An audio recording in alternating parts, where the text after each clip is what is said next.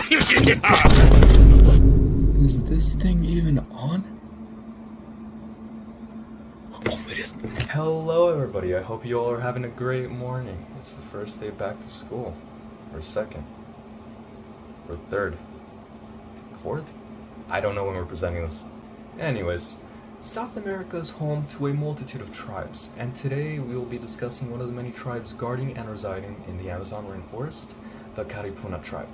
So, the Karipunan tribe is a big asset in terms of security for the Amazon rainforest. But what exactly are they, or have they been defending the Amazon from? It's not as plain as outsider activity. Come on. And so I welcome you to the antagonist of this ordeal, Mr. Castelo Branco. Not the municipality in Portugal, the person. Mr. Castelo Branco was a Brazilian army chief who was inducted as such on the 11th of April, 1964. Given the power he had, he claimed that the Amazon rainforest was essentially some burden and some geographical disadvantage for the country, at least when Brazil didn't own the entire thing. So you see, 40% of South America is comprised of the Amazon rainforest, and at the time, 60% of the Amazon was owned by Brazil. Those are your numbers for reference.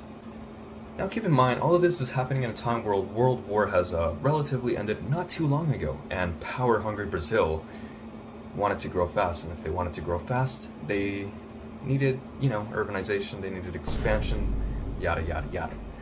Castelo felt the need to have 100% ownership of the Amazon in order to allow for the expansion that Brazil needed. It's a very straightforward rulebook plot for power for the country.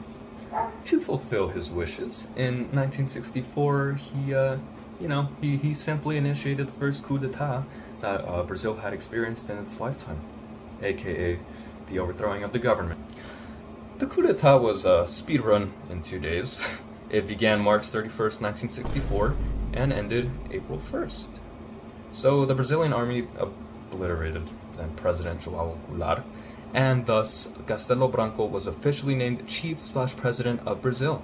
A historic April Fool's prank for the ages. I mean, no one's topping this. Come on. He literally said, "Oh my god, bro. Our country only owns 60% of the world's biggest forest." Alright, that's it. I'm overthrowing the government. On to Perla for the follow-up. He began operating the plans to take care of Brazil's major blind spot, but later died in an aircraft collision taking place on July 1967. But it was alright, as Arthur da Costa Silva became president right after and continued Castelo Branco's plans.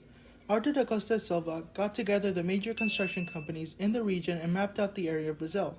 Using the sketches and ideas that Castelo Branco left behind, he used his tactics and list of names in order to begin construction and creation of the Trans-Amazonian Highway. Radio announcements were sent all over the country, especially from the more diverse and populated coastal cities. The country made sure to heavily advertise here in order to receive the full labor force this country had to offer. Citizens were promised land, money, and prosperity if they joined the country to whittle down the Amazon rainforest. As long as the citizen was making the land better, also known as cutting down trees and building homes, they got to keep whatever land they used. It was the greatest land grab and migration the country had ever seen. These citizens from the coastal cities like Rio de Janeiro and Sao Paulo saw a fluctuating amount of their lower-class citizens making the move and traveling all the way to the outskirts of the rainforest and leveling it in days. In the upcoming years, more highways were built other than the Trans-Amazonian Highway, like Brasilia, Santarém, Rio Branco, and the Trans-Amazon. The Brazilian land rush in 1970 was the biggest form of urbanization, and such a fleet needed to be monitored by none other than INCRA, also known as the National Institute of Colonization and Agrarian Reform.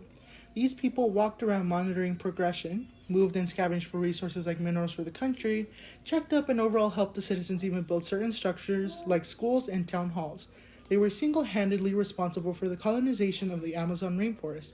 Heck, the word colonization is in their name. It couldn't be more obvious that they were the bad guys. This institute overall helped establish the now dangerous practices of cattle ranching, mineral mining, soybean production, and deforestation that led to the disasters faced then and that are still going on today. About 15% of the Amazon rainforest has already been destroyed and rivers drained due to these activities. The landscape has only been changed as the edge of the forest gets pushed back more and more, and what looks like a lush field of trees is now a flat field used for cattle grazing and farming. That brings us to the Karipunan people, the soon-to-be heroes of our plotline. 76 years ago, Karipunan was the daughter of her section's tribal chief. She was born and greeted with a celebration, as the chief now had a daughter to help further the tribe to prosperity. The tribal danced, played music, and ate, as the birth of a daughter was a wonderful thing for celebrating, unlike other tribes. But this celebration was only temporary, as the prosperity that she was supposed to bring would have almost never occurred. During the beginning of the expansion and urbanization of our rainforest, the government sent an expedition deep into the Amazon in 1976 to map out the location of any savage tribe people that may be lurking while it continued to move deeper with the land rush. Once the Karipunan people were discovered, they were joyful actually. They greeted these explorers with open hands, fed them, and even allowed them to stay the night, as it was custom in their culture to greet visitors. This soon to be the biggest event in their lives. Over the upcoming years, more and more of Katika's people from her section will sooner or later pass away due to newly brought illnesses that the explorers brought, and others died during the attempt to flee due to starvation and natural causes from the wildlife around them. At the end of it, only 8 of her section, including herself, survived the exposure to the modern world. Other sections of Karipunan people faced the same fate, and some had no survivors at all. It is just a fate many tribes face, and the Karipunan people were no exception. It was not for nothing though, as Karipuna used her experience to communicate with their sectors, and together they were able to fight for their right to keep their land. The Karipunan people were not backing down for anything, as they fought long and hard with the state and farmers until the state overall gave in and provided a protected reservation in 1998 the size of New York just for the entirety of the tribe in the Brazilian state residence of Rondônia. Katika Karipunan was able to lead her people into prosperity, but just because they were safe, it did not mean that there wasn't any work to do. Next generation came in with full force. Meet the new chief leader of the current generation of the Brazilian Karipunan people, Adriano Karipunan. But before his transitional power to chief, he worked with the prior chief, Katika Karipunan, and discussed the Brazilian's president, Luiz Inácio Lula da Silva, upon his election in 2003, and Brazilian's environment minister, Marina Silva. Except by this time, the environment minister actually started making some changes to the environment. Both Karipunan leaders went in requesting protection for not only themselves, but the national regions where endangered animals and other tribes people reside. The reason was due to farmers secretly expanding their territories and outright ignoring the laws put in place. So President Luiz Inácio Lula da Silva sent out IBAMA, the Brazilian Institute of Environment and Renewable Natural Resources. IBAMA troops were sent out to guard these areas' edges from anyone who dares cross the designated borders and swiftly put them down. They were successful and occasionally checked up on the Karipunan people in order to work together and report any type of incident so Brazil could begin an investigation. The Karipunan people were absolutely fearless and powerful people.